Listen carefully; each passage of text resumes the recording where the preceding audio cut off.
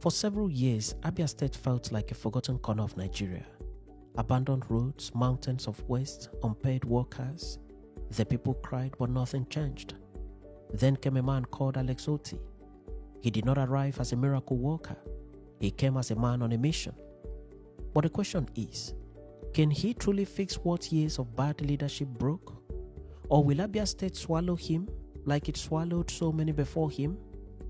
In this edition of Back in History, we take you through history by reminding you of how it was in Abia State before today and how it is today.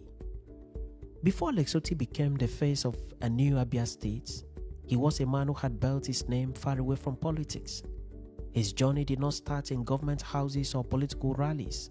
It began in the quiet town of Isialangwa, Abia State, where he was born on February 18, 1965. Young Alex Otti worked hard, eventually gaining admission to the prestigious University of Port Harcourt, where he studied economics. Later in 1994, he obtained a master's degree in business administration from the University of Lagos. After graduation, he joined the banking industry, and this was where his real story began. Otti's rise in the banking world was fast. He worked with some of Nigeria's biggest financial institutions, including Nigerian International Bank, now Citibank Nigeria, United Bank for Africa, UBA, and First Bank of Nigeria. But his big break came when he became the managing director and chief executive officer of Diamond Bank in 2011. At Diamond Bank, Otti did not just manage money. He transformed the bank's image, expanded its reach, and introduced policies that made banking more accessible to everyday Nigerians. He introduced electronic banking to the bank. Under his leadership, Diamond Bank grew stronger, becoming one of the most respected banks in the country and in Africa. Yet, something about the system did not sit well with him. Alex Otti saw how government policies were hurting businesses. He saw how poor leadership was robbing people of opportunities. And he believed that change could not only come from the boardrooms, it should also come from political leadership. So, in a bold move, he resigned from Diamond Bank in 2014 and entered into politics. People doubted him. They said he was just another rich man chasing power. But Otti kept his focus. He wanted to fix his home state, Abia, a place he believed had been mismanaged for too long. His first attempt at the governorship in 2015 under the All Progressives Grand Alliance ABGA was fraught with drama. He was, however, declared the winner by the Court of Appeal, but at the Supreme Court, he was removed. Still, he did not give up.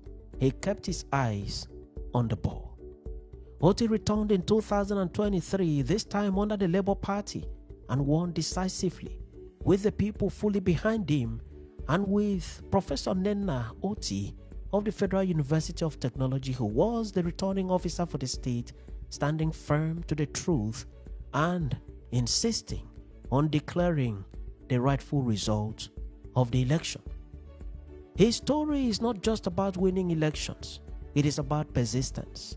It is about a man who walked away from corporate success because he believed his people deserved better. And now, the weight of turning Abia State around is resting squarely on his shoulders.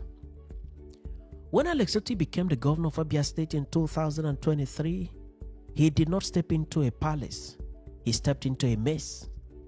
For years, Abia State had struggled under the weight of poor leadership, unpaid workers, dilapidated roads, and broken promises. Many people had lost hope that anything good would ever come out of Abia, or that anything would ever change in the leadership of the state. Abia is known as God's own state, but for decades, it had become a shadow of its potential.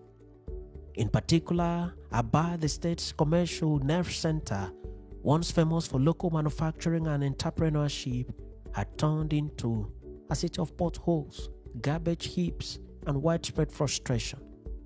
One of the biggest problems Alex Otti inherited was the issue of unpaid salaries and pensions. Civil servants went to work but did not get paid for months, sometimes for years.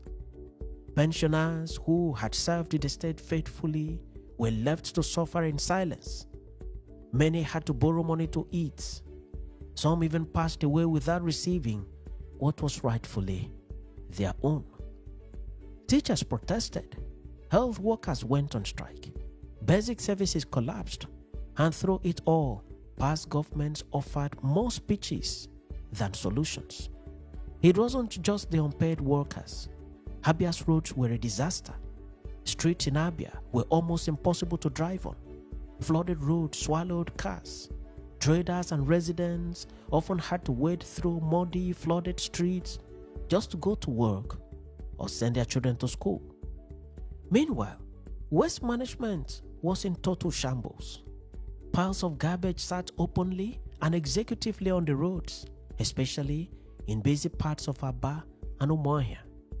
The smell was unbearable and nobody seemed to care. Then there was the issue of trust. People had heard promises from politicians before. They had been told again and again that things would get better, but what they got was the same old cycle of neglect, corruption, and selfish leadership. Abia's image in the eyes of investors was also deeply tarnished. The state's business climate was unattractive. The environment wasn't safe. The infrastructure was failing, and most investors preferred to stay away. So when Alex Otti took office, he knew what he was getting himself into. The people of Abia did not just need a governor, they needed a builder. They needed someone who would clean the roads, not just cover it with another layer of paint. The weight of expectation was huge, but so was the hunger for change in Alex Otti. Otti now had to prove whether he could actually rebuild a state that many had given up on. From day one, Otti sent a strong message, namely, the era of business as usual is over. One of his first bold moves was to tackle ghost workers. For years, the Abia state payroll was bloated with thousands of fake names, people who did not actually work but still collected salaries. These were the ghost workers. This was a major way public funds were stolen. Otti ordered a thorough audit. By cleaning up the payroll, he started saving billions of naira that could now go back into real projects for the benefits of the people of Abia. But he did not stop there. The streets of Abia had become symbols of decay. Roads like Port Harcourt Road and Cemetery Road were in terrible shapes. Otti immediately launched massive road rehabilitation projects. He brought in contractors like Julius Berger with strict deadlines and made sure the work did not stop halfway as had happened in the past. One of his biggest early wins was his focus on waste management. He declared a state of emergency on refuse disposal, especially in Abia. Within weeks, the streets that were once covered in garbage started looking cleaner. Trucks now worked regularly to clean waste. For many residents, it was the first visible sign that things were indeed changing. Otti also turned his attention to the electricity sector, and today, many businesses and households in Abia State now enjoy electricity for several hours per day.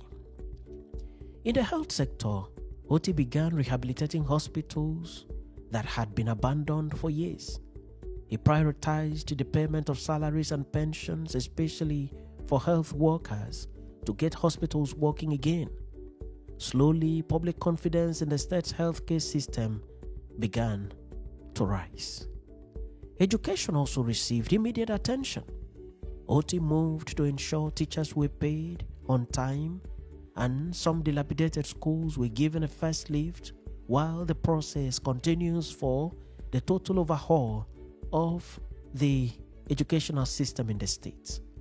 For years, unpaid salaries had driven teachers away, but now things are starting to shift.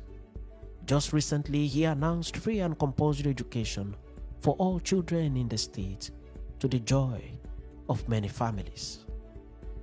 Another key part of Otti's reform is his commitment to transparency.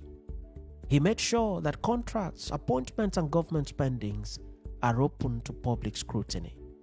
He uses town hall meetings to directly engage with citizens, explaining where money was going and what challenges his government is facing. Even more interesting, Otti tried to rebuild trust with investors. By fixing roads, cleaning up the cities, and stabilizing government finances, he slowly made Abia more attractive to businesses. For a state that was once written off by many investors, this was a significant turnaround. But Otti's reforms did not come without resistance. Some political enemies who had benefited from the old system fought back quietly. There were attempts to frustrate his efforts, but Otti kept moving forward. For the first time in a long time, many people in Abia began to believe that real change is possible. The revolution had started, but the road ahead is still long. Alex Otti's story in Abia State is still unfolding, and while he has made bold moves, the mountain in front of him is still high. One of his biggest ongoing battles is with debts. When Otti took over, he discovered that Abia was buried with billions of naira of indebtedness, some of it poorly accounted for.